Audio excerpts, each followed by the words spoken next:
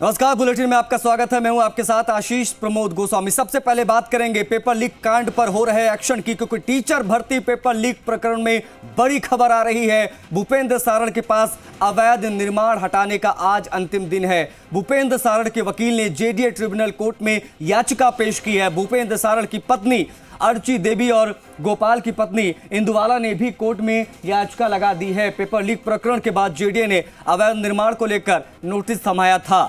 कल जेडीए ने भूपेंद्र सारण के मकान पर नोटिस चस्पा कर दिया था, कानूनी नोटिस। अवैध मकान को तोड़ने से पहले एक कानूनी नोटिस चस्पा किया गया था। कागजी कार्रवाई वहीं पर पूरी हो गई थी। अब नोटिस का जवाब देने के बाद ही चीजें हो सकती थी, लेकिन जो मियाद थी 72 घंटों की वो शाम 5 बजे पूरी हो जाएगी। अगर 5 बजे तक जवाब नहीं आता है तो यहाँ पर बुलडोजर चल सकता है। आपको बता दें कि सारण की ओर से वकील ने कोर्ट में याचिका पेश कर दी है। ट्रिब्यूनल कोर्ट में आज सुनवाई होनी है। क्या आप मुद्रा लोन के लिए दर्जनों बैंक जाकर थक चुके हैं? आसानी से 10 लाख मुद्रा लोन कैसे प्राप्त करें सीखना है तो फ्रीडम ऐप को अभी डाउनलोड करें। अवैध निर्माण हटाने का आज अंतिम दिन है। नोटिस में बाकायदा 72 घंटे का समय अंकित था और कहा गया था कि इन 72 घंटों के अंदर अंदर आप जो आपका अवैध निर्माण है उसको हटा लीजिए, जवाब दे दीजिए। अब तक वो अवैध निर्माण नहीं हटा है। अगर अवैध निर्माण नहीं हटता 5 बजे तक और कोर्ट में सुनवाई इनके पक्ष में जाती है तो ये मान के चलिए कि बुलडोजर चलता नजर आ सकता है।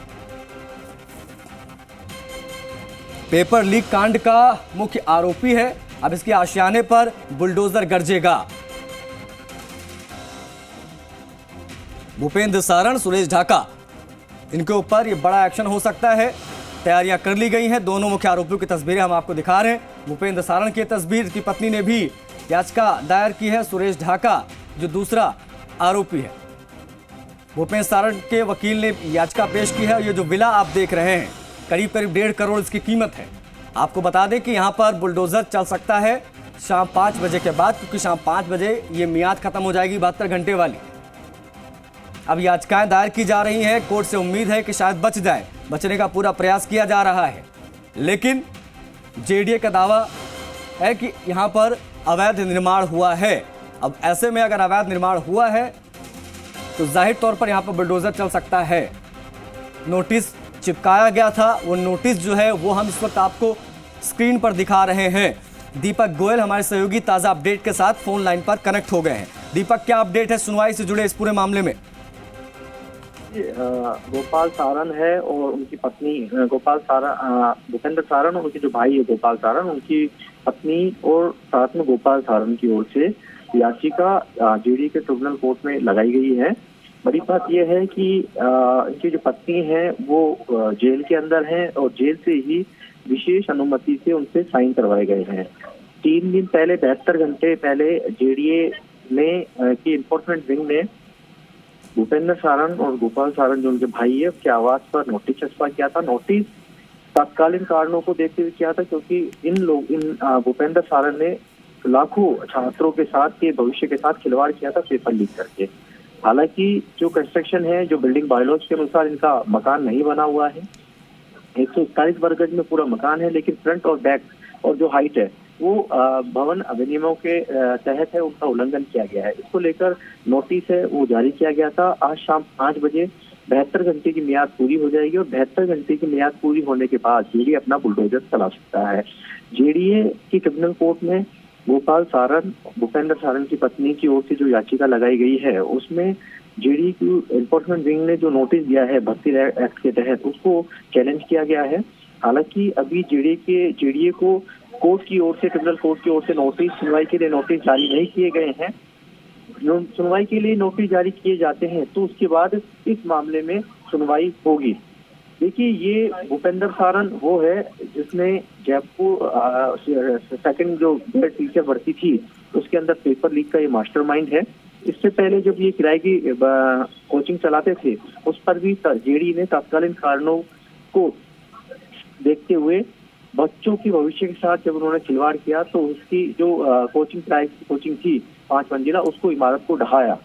कल आज शाम 5 बजे जेडीए ने जो नोटिस दिया है, विधिक जो नोटिस दिया है, उसका समय पूरा हो जाएगा और उसका यदि कोर्ट की ओर से राहत नहीं मिलती है, कोर्ट किस तरह का फैसला देता है, इस पर अभी सभी की निगाहें टिकी हुई है।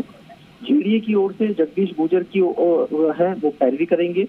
इसके अलावा जो भूपेंद्र सारण है, गोपाल सारण है की पत्नियों से जो याचिका लगाई गई है उसकी ओर से अधिवक्ता है वो पैरवी करेंगे। इंतजार है जेडीए को नोटिस जारी होते तो जेडीए है अपनी यहाँ पर पैरवी करेगा, लेकिन उन्होंने अधिवक्ता है वो नियुक्त यहाँ कर दिया है और अभी दूसरे मामले की हेयरिंग चल रही है। और उस मामले की हेयरिंग होने के बाद हो सकता है कि जेडीए को ट्रिब्यूनल कोर्ट नोटिस दे कि वो अपना पक्ष रखे, अपनी पैरवी वो जो पक्ष है वो रखे।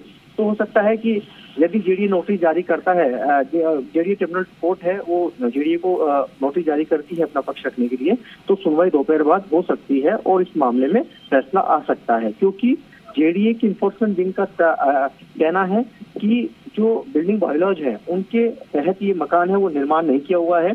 हाइट है 8 मीटर होनी चाहिए, लेकिन उससे ऊपर है।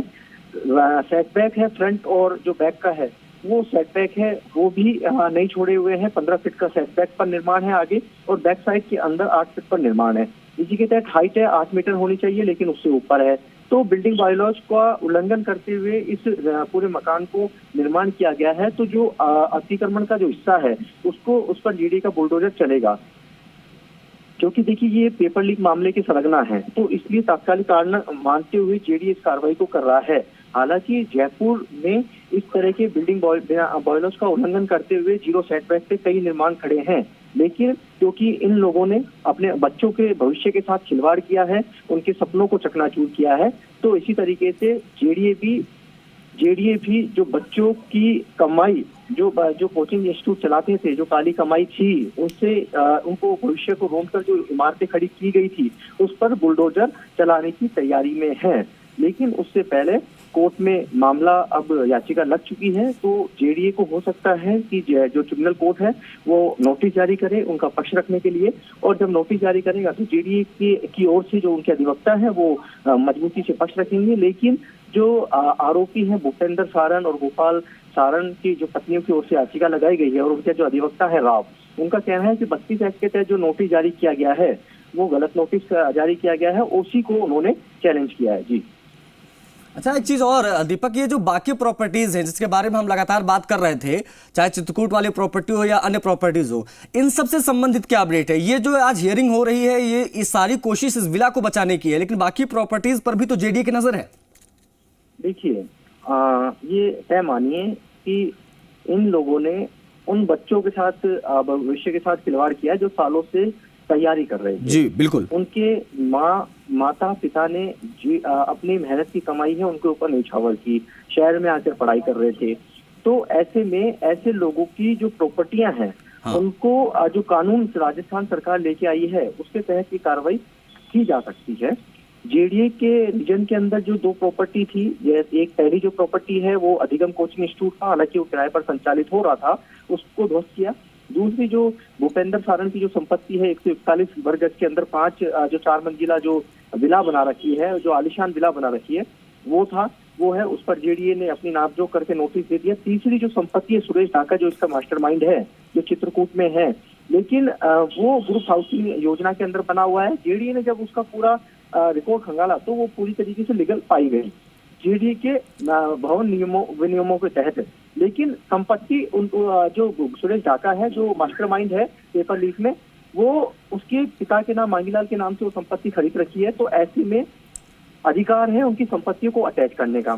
तीसरी एक कॉमर्शियल जो एक संपत्ति भी है जो रिको के क्षेत्राधिकार में आती है, उसकी रिको है अपने स्तर पर जांच कर रहा है।